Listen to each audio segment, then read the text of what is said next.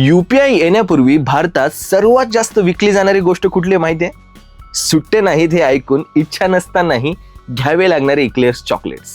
आठवतंय ना? दुकानात 8 रुपयांचं बिल झालं, आपण 10 रुपयाची नोट दिली की दुकानदार आपल्याला 2 रुपये परत देत नव्हता. तो द्यायचा आपल्याला चॉकलेट्स आणि म्हणायचा सुट्टे नाहीत, चॉकलेट्सच घ्यावे लागतील. आणि गंमत म्हणजे काही दिवसांनी दुकानदाराला ही सवय झाली. सुट्टे असले तरी तो चॉकलेटच द्यायचा. पण दुकानदारालाही कुठं माहित होतं की एक दिवस असा येईल की त्याचा हा कार्यक्रम कायमचाच बंद होईल. कारण भारतामध्ये आली एक अशी गोष्ट जिने या व्यवहाराचीच नाही तर संपूर्ण देशाची पैसे देण्याची पद्धतच कायमची बदलून टाकली. त्या गोष्टीचं नाव आहे UPI. नमस्कार, मी विशाल विठ्ठल आणि तुम्ही बघताय सॉर्ट आउट. आज भारतात चहाच्या टपरीपासनं 5 स्टार हॉटेल्स पर्यंत, भाजीवाल्यापासनं मोठ्या मॉल्स पर्यंत आणि छोट्या छोट्या गावांपासनं परदेशापर्यंत एकच गोष्ट कॉमन आहे, QR कोड. पण हा प्रवास इतका सोपा नव्हता बरं का.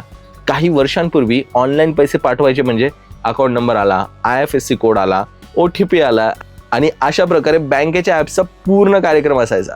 वॉलेट ॲप्स होते म्हणा, पण त्यातही आपल्याला आधीच पैसे ॲड करावे लागायचे की. म्हणजे व्यवहार सोपा तर नव्हताच, पण सर्वसामान्य माणसासाठी तर अजिबातच नाही. 2016 मध्ये national payments corporation of India म्हणजेच NPCI ने युनिफाईड पेमेंट इंटरफेस म्हणजेच UPI सुरू केलं. कल्पना अगदी साधी होती.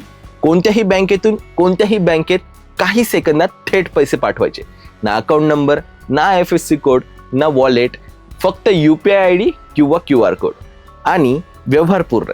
आज हे आपल्याला अगदी सामान्य वाटतंय, पण त्या काळात ही कल्पना सुद्धा एक खूप मोठी अचीवमेंट होती.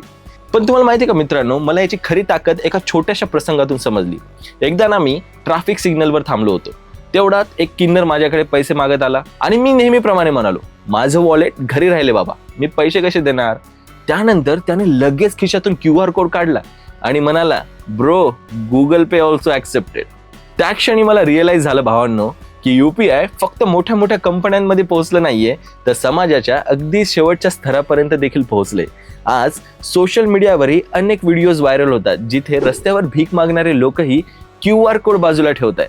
म्हणजेच सुट्टे नाहीत हा आता बहाणा कायमचाच संपलेला आहे. UPI एवढं बरं सक्सेसफुल कसं झालं, त्यामागे अनेक कारणं आहेत. पहिलं कारण म्हणजे ते वापरायला अत्यंत सोपं आहे. QR कोड स्कॅन करा, त्यात पिन टाका आणि तुमचा व्यवहार पूर्ण. दुसरं म्हणजे बहुतांश व्यवहार ग्राहकांसाठी अगदी फ्री आहेत. आणि तिसरं म्हणजे गुगल पे, फोन पे, पेटीएम, भीम अशी कितीही ॲप्स असली ना तरी त्या सगळ्या ॲप्स UPI सिस्टीम्सवर चालतात. त्यामुळे तुम्ही कुठलाही ॲप वापरत असाल आणि तुमचा रिसिव्हर कुठलाही ॲप वापरत असेल तरी व्यवहार पूर्ण होतो. यालाच इंटरऑपरेबिलिटी म्हणतात आणि हीच UPIची सर्वात मोठी ताकद आहे. UPI मुळे फक्त ग्राहकांचीच नाही तर लाखो छोट्या व्यावसायिकांचीही जीवनशैली कायमची बदलली आहे. पूर्वी सुट्टा पैशांचा प्रश्न असायचा, रोख रकमेचा हिशोब ठेवावा लागायचा, दिवसाअखेर कॅश मोजावी लागायची. हे सगळं रोजचंच काम असायचं. पण आज पैसे थेट बँकेत जमा होतात. व्यवहारांची एक ट्रान्झॅक्शन हिस्ट्री तयार होते आणि याच हिस्ट्रीच्या आधारावर अनेक लोकांना व्यावसायिक कर्ज मिळवणंही सोपं झालंय. एका छोट्याशा QR कोडने लाखो छोट्या व्यवसायांना औपचारिक अर्थव्यवस्थेशी जोडून दिले. आज आपला भारत देश महिन्याला अब्जावधी UPI व्यवहार करतो बरं का. एवढ्या मोठ्या प्रमाणावर, एवढ्या कमी खर्चात आणि इतक्या वेगाने व्यवहार करणारी प्रणाली जगात फार कमी देशांकडे आहे. म्हणूनच आज फ्रान्स, सिंगापूर, संयुक्त अरब अमिराती, भूतान, नेपाळ, श्रीलंका, मॉरिशियस अशा अनेक देशांनी भारतासोबत UPI आधारित पेमेंट सिस्टीमसाठी भागीदारी केली आहे. एक काळ होता भावांनो, आपण परदेशाकडनं तंत्रज्ञान शिकायचो आणि आज जग भारताकडून डिजिटल पेमेंट्स शिकत आहे. पण नाण्याच्या दोन बाजू जशा असतातच ना, तशाच प्रत्येक टेक्नॉलॉजी सोबत काही धोकेही येतातच. UPI वाढलं आणि त्याचबरोबर ऑनलाईन फ्रॉड देखील वाढले. फेक QR कोड असतील, स्क्रीन शेअरिंग ॲप्स असतील, KYC स्कॅम्स असतील, OTP फ्रॉड्स असतील, अशा अनेक प्रकरणांनी लोकांची फसवणूक होत आहे. त्यामुळे एक गोष्ट कायम लक्षात ठेवा मित्रांनो, पैसे रिसीव्ह करण्यासाठी कधीच UPI पिन टाकायचा नसतो, कोणालाही OTP सांगायचा नाही आणि अनोळखी लिंकवर कधीच क्लिक करायचं नाही. आता पुढचा टप्पा आणखीन मोठा आहे. UPI credit, international payments, digital rupee आणि आर्टिफिशियल इंटेलिजन्स.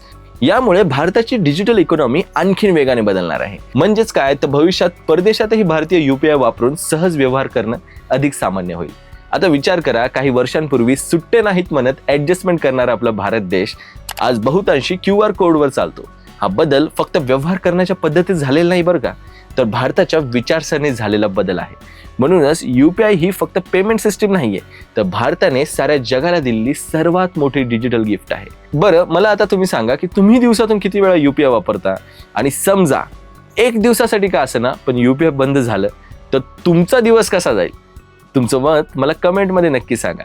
व्हिडिओ आवडला असेल तर लाईक करा, शेअर करा आणि सॉर्ट आउट या आपल्या यूट्यूब चॅनलला सबस्क्राईब करायला मात्र विसरू नका. मी विशाल विठ्ठल, भेटूया पुढच्या व्हिडिओमध्ये. धन्यवाद.